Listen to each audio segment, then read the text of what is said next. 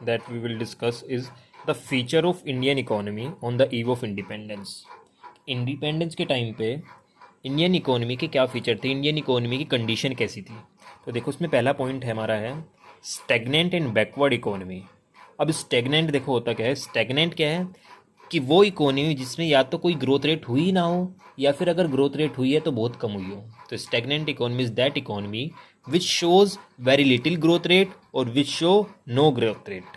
अगर हम इंडिया की बात करें तो इंडिया में at the year of independence is just 0.5% per annum growth rate in पर कैपिटल इनकम।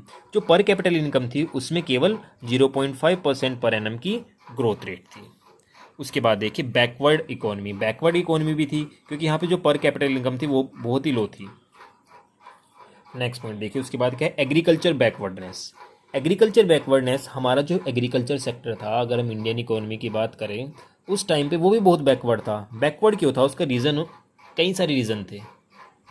देखो पहले बैकवर्ड समझिए, more than 72% population which is working engage in agriculture but contribution to GDP is not sufficient. हमारी country में जितने भी लोग काम करते थे, जितनी भी वर्किंग पॉपुलेशन थी, उसका मोर देन 72% पॉपुलेशन कहाँ पे इंगेज थी, एग्रीकल्चर में। पर उनका कंट्रीब्यूशन कितना था, बहुत ही कम था जीडीपी में। मतलब अगर आपकी टोटल पॉपुलेशन वर्क कर रही है जिसमें से 72% किस में काम करेंगे, एग्रीकल्चर में। जब भाई आपकी कंट्री के 100 में से 72 लोग, आप सपोज करें आपके 100% है, उसमें 72% क्या है, 72% काम कर रहे हैं एग्रीकल्चर में, तो एग्रीकल्चर से प्रोडक्शन भी ज़्यादा होना चाहिए।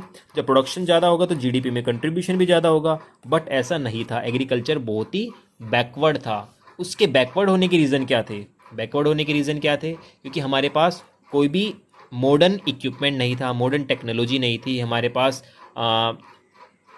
HYV सीड्स नहीं थे, हमारे पास बहुत सारी ऐसी चीज़ें थी जो हमारे पास नहीं थी, जो एग्रीकल्चर में यूज़ होगी, जिसकी वजह से एग्रीकल्चर बैकवर्ड रह गया। उसके बाद देखिए नेक्स्ट पॉइंट क्या है आपका इंडस्ट्रियल बैकवर्डनेस। हमारा जो इंडस्ट्रियल सेक्टर था वो भी काफ़ी बैकवर्ड था। इंडस्ट्रियल सेक्टर बैकवर्ड क्यों था, इंडस्ट्रियल सेक्टर जैसे आपका जिसमें हम फिनिश गुड बनाते हैं वो आपका क्या है इंडस्ट्रियल सेक्टर, वो बैकवर्ड क्यों था। इंडस्ट्रियल सेक्टर आपका बैकवर्ड इसलिए था, उसका होने का रीज़न बैकवर्ड ये था क्योंकि इंडस्ट्री में हमारा मेनली यहाँ पे प्रोडक्शन होता ही नहीं था। क्योंकि हमारा जो प्रोडक्शन था, हम जो फिनिश गुड थे वो कहाँ से मंगाते थे, हम उन फिनिश गुड को कहाँ से मंगाते थे, हम मंगाते थे ब्रिटेन से। जितने भी हमारे फिनिश गुड बनते थे मोस्टली फिनिश गुड, और हम ब्रिटेन को क्या एक्सपोर्ट करते थे, केवल raw material. The lack of machinery, basic and heavy industry as well as most import finish product and capital goods from Britain. हमारी कंट्री में ना तो बेसिक इंडस्ट्री थी ना ही हैवी इंडस्ट्री थी, और हम मोस्टली फिनिश गुड कहाँ से मंगाते थे, ब्रिटेन से। नेक्स्ट पॉइंट देखिए rampant poverty due to unemployment and wide spread illiteracy. Poverty बहुत ज़्यादा थी। पॉवर्टी ज़्यादा किस लिए थी, क्योंकि यहाँ पे अनएम्प्लॉयड नहीं था।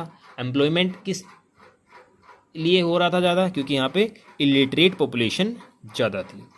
उसके बाद देखिए नेक्स्ट क्या है पुअर इंफ्रास्ट्रक्चर। हमारी कंट्री में जो इंफ्रास्ट्रक्चर की कंडीशन थी उस टाइम पे वो भी बहुत बेकार थी।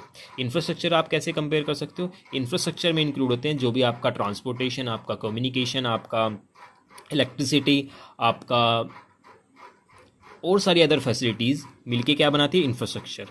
हमारी कंट्री में उस टाइम पे इंफ्रास्ट्रक्चर भी इतना सफिशिएंट नहीं था। अगर हम बात करें किसी कंट्री को कंपेयर करिए आप, अगर वहाँ की ग्रोथ रेट को कंपेयर करना है तो आप वहाँ का इंफ्रास्ट्रक्चर देखोगे कि वहाँ का इंफ्रास्ट्रक्चर कैसा है, वहाँ पे ट्रांसपोर्टेशन फैसिलिटी कैसी है, वहाँ पे आपको इलेक्ट्रिसिटी मिल रही है नहीं मिल रही, वहाँ पे रेलवेज़ है नहीं है, वहाँ पे आपका रोड प्रॉपर बने हुए हैं, कम्युनिकेशन फैसिलिटी कैसी है।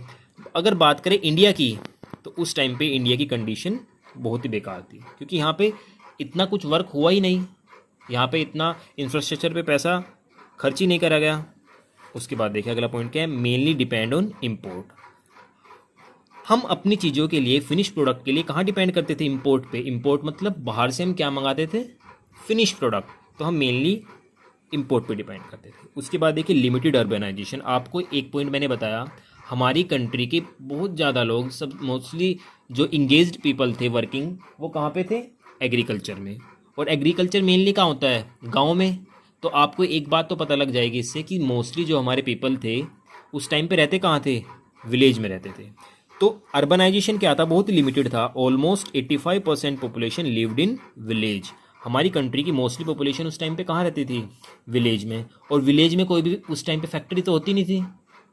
जब फैक्ट्री नहीं थी तो प्रोडक्शन भी ज़्यादा नहीं होगा, और वो सब कहाँ पे लग जाते थे, केवल एग्रीकल्चर में। उसके बाद देखिए नेक्स्ट पॉइंट क्या है, सेमी फ्यूडल और मिक्स्ड इकोनॉमी। हमारी कंट्री की जो इकोनॉमी थी उस टाइम पे सेमी फ्यूडल थी और मिक्स्ड इकोनॉमी थी, मतलब which is control by both government and private sector.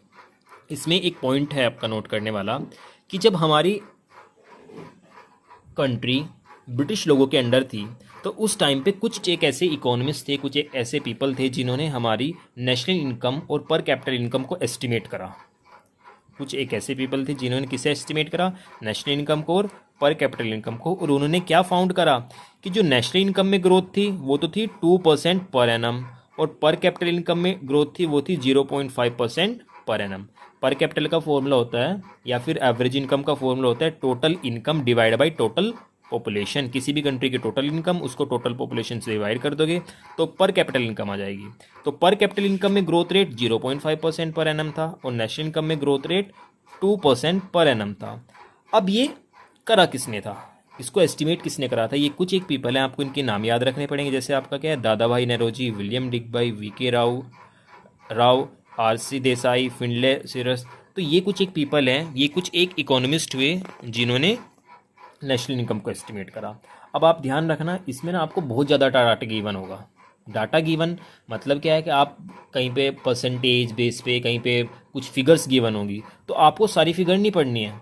जो मैंने नोट्स में फिगर बनाई है आप उन फिगर को तो देखेंगे ही देखेंगे। क्यों? क्योंकि ये बिल्कुल आपको एनसीईआरटी से रिलेटेड है। क्योंकि कुछ बुक्स में क्या होता है, देखो कुछ बुक्स में डाटा अलग गिवन होते हैं, कुछ बुक्स में डाटा अलग गिवन होता है। तो उस बेस पे आप क्या करना है, आपको सारा डाटा नहीं रटना है, आपको सारा डाटा नहीं याद रखना है। आपको कुछ एक डाटा जो आप मैंने नोट्स में लिखा है आप उसको याद रखोगे। और ध्यान रखना, जब भी आप ये परसेंटेज लिखो तो आप हमेशा से अप्रोक्स में लिखोगे। अप्रोक्स 85%। जैसे अगर लिखोगे कि पॉपुलेशन विलेज में कितनी रह रही थी तो आप लिखोगे 85% अप्रोक्स, या अप्रोक्स 85%। क्यों? क्योंकि अगर डाटा डिफरेंट भी हुआ तो अप्रोक्स से हमारे मार्क्स कटने के चांसेस कम होंगे। Thank you.